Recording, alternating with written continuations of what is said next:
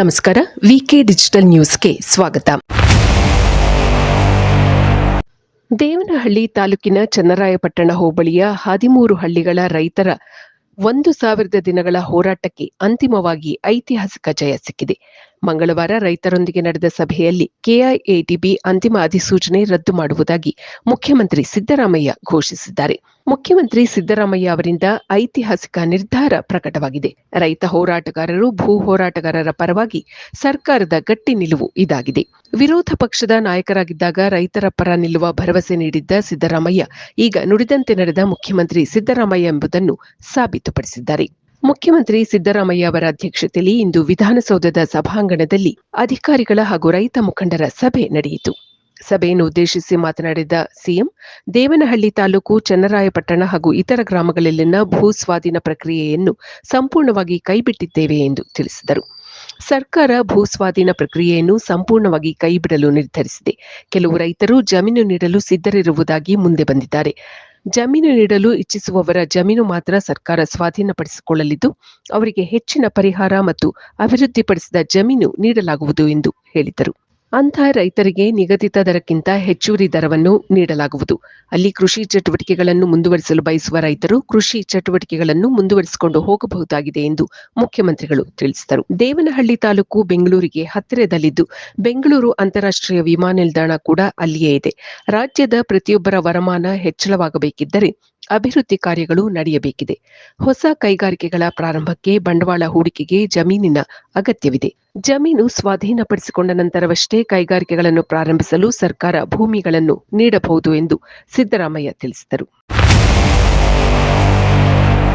ಸಾಗರ ತಾಲೂಕಿನ ಅಂಬಾರಗೋಡ್ಲು ಕಸವಳ್ಳಿ ಮಧ್ಯೆ ರಾಷ್ಟ್ರೀಯ ಹೆದ್ದಾರಿಯಲ್ಲಿ ನಿರ್ಮಿಸಿರುವ ತೂಗು ಸೇತುವೆ ಉದ್ಘಾಟನಾ ಕಾರ್ಯಕ್ರಮಕ್ಕೆ ಶಿಷ್ಟಾಚಾರ ಪಾಲನೆ ಮಾಡಿಲ್ಲ ಎಂದು ಮುಖ್ಯಮಂತ್ರಿ ಸಿದ್ದರಾಮಯ್ಯ ಆರೋಪಿಸಿದ್ದಾರೆ. ನನಗೆ ಮಾಹಿತಿ ನೀಡದೆ ನನ್ನ ಹೆಸರನ್ನು ಆಹ್ವಾನ ಪತ್ರಿಕೆಯಲ್ಲಿ ಹಾಕಿದ್ದಾರೆ. ವಿಜಯಪುರದಲ್ಲಿ ವಿವಿಧ ಕಾರ್ಯಕ್ರಮಗಳು ನಿಗದಿಯಾಗಿರುವುದರಿಂದ ಸಾಗರ ತಾಲೂಕಿನ ಕಾರ್ಯಕ್ರಮಗಳ ಉದ್ಘಾಟನೆಯನ್ನು ಮುಂದೂಡುವಂತೆ ಕೇಂದ್ರ ಸಚಿವ ನಿತಿನ್ ಗಡ್ಕರಿ ಅವರಿಗೆ ನಾನು ಪತ್ರವನ್ನು ಬರೆದಿದ್ದೆ ಎಂದು ತಿಳಿಸಿದ ಸಿದ್ದರಾಮಯ್ಯ ಅವರು, ಕರೆ ಮಾಡಿಯೂ ಕೂಡ ಈ ವಿಷಯವನ್ನು ತಿಳಿಸಿದ್ದೆ ಎಂದು ಹೇಳಿದರು. ಅವರು ಸಹ ಕಾರ್ಯಕ್ರಮವನ್ನು ಮುಂದೂಡಲು ಸಮ್ಮತಿಸಿದ್ದರು. ಆದರೆ ಇಲ್ಲಿನ ಸ್ಥಳೀಯ ಬಿಜೆಪಿ ನಾಯಕರ ಒತ್ತಡಕ್ಕೆ ಮಣಿದು ನನ್ನ ಗಮನಕ್ಕೆ ತರದೆ ಕಾರ್ಯಕ್ರಮವನ್ನು ಆಯೋಜಿಸಿದ್ದಾರೆ ಎಂದು ಸಿದ್ದರಾಮಯ್ಯ ಟೀಕಿಸಿದರು. ಸಮಾರಂಭವನ್ನು ಪ್ರತಿಭಟಿಸುವ ಸಲುವಾಗಿಯೇ ತಾವು ಆ ಕಾರ್ಯಕ್ರಮದಲ್ಲಿ ಭಾಗವಹಿಸಿಲ್ಲ ಎಂದು ಸ್ಪಷ್ಟಪಡಿಸಿದ ಸಿದ್ದರಾಮಯ್ಯ ಅವರು, ನಮ್ಮ ಕ್ಯಾಬಿನೆಟ್ನ ಯಾವ ಸಚಿವರು ಹಾಗೂ ಶಾಸಕರು ಈ ಸಮಾರಂಭದಲ್ಲಿ ಪಾಲ್ಗೊಂಡಿಲ್ಲ ಎಂದು ಸ್ಪಷ್ಟೀಕರಣ ನೀಡಿದರು. ಭಾರತದ ಗಗನಯಾತ್ರಿ ಶುಭಾಂಶು ಶುಕ್ಲಾ ಮತ್ತು ಆಕ್ಸಿಯಂ 4 ಕಾರ್ಯಕ್ರಮದ ಭಾಗವಾಗಿ ಅಂತಾರಾಷ್ಟ್ರೀಯ ಬಾಹ್ಯಾಕಾಶ ನಿಲ್ದಾಣಕ್ಕೆ ತೆರಳಿದ್ದ ಇತರ 3 ಭೂಮಿಯತ್ತ ಸೋಮವಾರದಂದು ಪ್ರಯಾಣ ಆರಂಭಿಸಿದರು. 4 ಗಗನಯಾತ್ರಿಗಳನ್ನು ಹೊತ್ತ ಡ್ರ್ಯಾಗನ್ ಬಾಹ್ಯಾಕಾಶ ಕೋಶ ಸೋಮವಾರ ಸಂಜೆ ಭಾರತೀಯ ಕಾಲಮಾನ 4:45 ಐಎಸ್ಎಸ್ನಿಂದ ಯಶಸ್ವಿಯಾಗಿ ಬೇರ್ಪಟ್ಟು ಭೂಮಿಯತ್ತ ಪಯಣ ಬೆಳೆಸಿದೆ. ಮೊದಲೇ ನಿಗದಿಪಡಿಸಿದ ಸಮಯಕ್ಕಿಂತ 10 ನಿಮಿಷ ತಡವಾಗಿ ಅನ್ಡಾಕಿಂಗ್ ಪ್ರೋಸೆಸ್ ನಡೆದಿದೆ. ಐಎಸ್ಎಸ್ನಿಂದ ಬೇರ್ಪಟ್ಟಿರುವ ಡ್ರ್ಯಾಗನ್ ಬಾಹ್ಯಾಕಾಶ ಕೋಶ 24 ಗಂಟೆಗಳ ಪ್ರಯಾಣದ ಬಳಿಕ ಮಂಗಳವಾರ ಮಧ್ಯಾಹ್ನ 3:01 ಕ್ಯಾಲಿಫೋರ್ನಿಯಾದ ಕರಾವಳಿಯಲ್ಲಿ ಇಳಿಯಲಿದೆ. ಆಗ ಭಾರತೀಯ ಕಾಲಮಾನ ಸಂಜೆ 5:45 ಆಕ್ಸಿಯಂ 4 ಕಾರ್ಯಕ್ರಮದ ಭಾಗವಾಗಿ ಶುಭಾಂಶು ಶುಕ್ಲಾ, ಕಮಾಂಡರ್ ಪೆಗ್ಗಿ ವಿಟ್ಸನ್, ಹಂಗೇರಿಯ ಟಿಬೋರ್ ಕಾಪು ಹಾಗೂ ಪೋಲೆಂಡ್ನ ಸ್ಲಾವೋಸ್ ಜೂನ್ 26ರಂದು ಐಎಸ್ಎಸ್ಗೆ ತೆರಳಿದ್ದರು. ಶುಕ್ಲಾ ಹಾಗೂ ಸಹಯಾತ್ರಿಕರು ಅನ್ಡಾಕ್ ಪ್ರಕ್ರಿಯೆಗೆ ಸುಮಾರು 2 ಗಂಟೆಗಳಿಗೂ ಮುನ್ನ ಸೋಮವಾರ ಮಧ್ಯಾಹ್ನ 2:37 ಇಂಟರ್ನ್ಯಾಷನಲ್ ಸ್ಪೇಸ್ ಸ್ಟೇಷನ್ನಿಂದ ಡ್ರ್ಯಾಗನ್ ಬಾಹ್ಯಾಕಾಶ ಕೋಶವನ್ನು ಪ್ರವೇಶಿಸಿದರು. ಭೂಮಿಗೆ ವಾಪಸ್ಸಾಗುವ ಈ 4ರನ್ನು ಐಎಸ್ಎಸ್ನಲ್ಲಿದ್ದ ಇತರ ಗಗನಯಾನಿಗಳು ಬೀಳ್ಕೊಟ್ಟರು. ಶುಕ್ಲಾ ಹಾಗೂ ಇತರ 3 ಐಎಸ್ಎಸ್ನಲ್ಲಿ ಭಾನುವಾರ ಬೀಳ್ಕೊಡುಗೆ ಸಮಾರಂಭವನ್ನು ಆಯೋಜಿಸಲಾಗಿತ್ತು. ಶೀಘ್ರದಲ್ಲಿಯೇ ಭೂಮಿಗೆ ಮರಳಲಿದ್ದೇವೆ ಎಂದು ಶುಕ್ಲಾ ಈ ವೇಳೆ ಹೇಳಿದ್ದರು. ಬಾಹ್ಯಾಕಾಶದಲ್ಲಿ 18 ದಿನಗಳನ್ನು ಕಳೆದಿರುವ ಗಗನಯಾತ್ರಿಗಳು ಭೂಮಿಗೆ ಮರಳಿದ ಬಳಿಕ 7 ದಿನಗಳ ಪುನಶ್ಚೇತನ ಶಿಬಿರದಲ್ಲಿ ಪಾಲ್ಗೊಳ್ಳಲಿದ್ದಾರೆ. ಭೂಮಿಯ ಗುರುತ್ವಾಕರ್ಷಣೆಗೆ ಹೊಂದಿಕೊಳ್ಳಲು ವೈದ್ಯರ ತಂಡ ಇವರಿಗೆ ನೆರವಾಗಲಿದೆ. ಇಂಟರ್ನ್ಯಾಷನಲ್ ಸ್ಪೇಸ್ ಸ್ಟೇಷನ್ನಲ್ಲಿ ಶುಕ್ಲಾ ಅವರು ಕಳೆದಿರುವ ಅವಧಿ 433 ಗಂಟೆ. ಆಕ್ಸಿಯಂ 4ನ ಗಗನಯಾತ್ರಿಗಳು 288 ಬಾರಿ ಭೂಮಿಗೆ ಸುತ್ತು ಹಾಕಿದ್ದಾರೆ. ಈ ಅವಧಿಯಲ್ಲಿ ಇಂಟರ್ನ್ಯಾಷನಲ್ ಸ್ಪೇಸ್ ಸ್ಟೇಷನ್ ಕ್ರಮಿಸಿದ ದೂರ 76 ಲಕ್ಷ ಕಿಲೋಮೀಟರ್.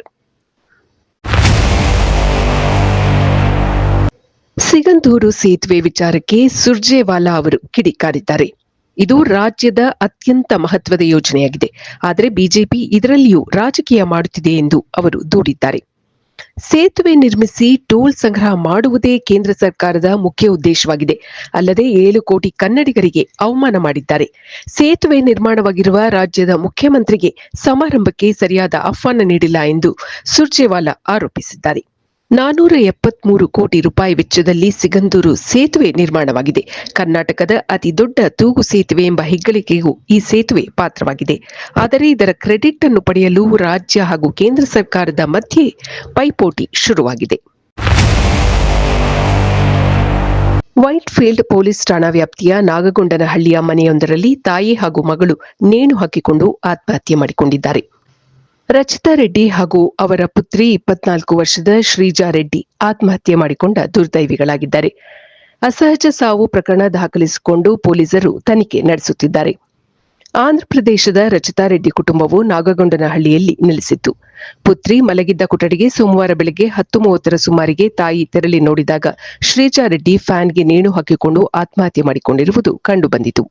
ಘಟನೆಯಿಂದ ಆಘಾತಕ್ಕೆ ಒಳಗಾದ ರಚಿತಾ ರೆಡ್ಡಿ ಕೆಲಸಕ್ಕೆ ತೆರಳಿದ್ದ ತಮ್ಮ ಪತಿ ಶ್ರೀನಿವಾಸ ರೆಡ್ಡಿ ಅವರಿಗೆ ಮಾಹಿತಿ ನೀಡಿದ್ದಾರೆ. ನಂತರ ರಚಿತಾ ಅವರು ಸಹ ನೇಣು ಹಾಕಿಕೊಂಡು ಆತ್ಮಹತ್ಯೆ ಮಾಡಿಕೊಂಡಿದ್ದಾರೆ ಎಂದು ಪೊಲೀಸರು ತಿಳಿಸಿದ್ದಾರೆ. ಮಗಳು ಶ್ರೀಜಾ ಅವರು ಮಾನಸಿಕ ಖಿನ್ನತೆಗೆ ಒಳಗಾಗಿದ್ದರು ಎಂದು ಪೊಲೀಸರು ತಿಳಿಸಿದ್ದಾರೆ. ತೆಲುಗಿನಲ್ಲಿ ಬರೆದಿರುವ ಮರಣಪತ್ರವೂ ಸಿಕ್ಕಿದೆ, ಅದನ್ನು ಪರಿಶೀಲಿಸಲಾಗುತ್ತಿದೆ ಎಂದು ಪೊಲೀಸರು ಹೇಳಿದರು. ವೈಟ್ಫೀಲ್ಡ್ ಪೊಲೀಸ್ ಠಾಣೆಯಲ್ಲಿ ಪ್ರಕರಣ ದಾಖಲಾಗಿದೆ. ಇದು ಈವರೆಗಿನ ಸುದ್ದಿಗಳು. ಮತ್ತಷ್ಟು ಸುದ್ದಿಗಳಿಗಾಗಿ ನೋಡ್ತಾ ಇರಿ ವಿಕೆ ಡಿಜಿಟಲ್ ನ್ಯೂಸ್. ವೀಕ್ಷಕರೇ, ವಿಕೆ ಡಿಜಿಟಲ್ ನ್ಯೂಸ್ ಯೂಟ್ಯೂಬ್ ಚಾನೆಲ್ ಅನ್ನು ಲೈಕ್ ಮಾಡಿ, ಸಬ್ಸ್ಕ್ರೈಬ್ ಮಾಡಿ ಮತ್ತು ಹೆಚ್ಚಿನ ಜನರಿಗೆ ಶೇರ್ ಮಾಡಿ.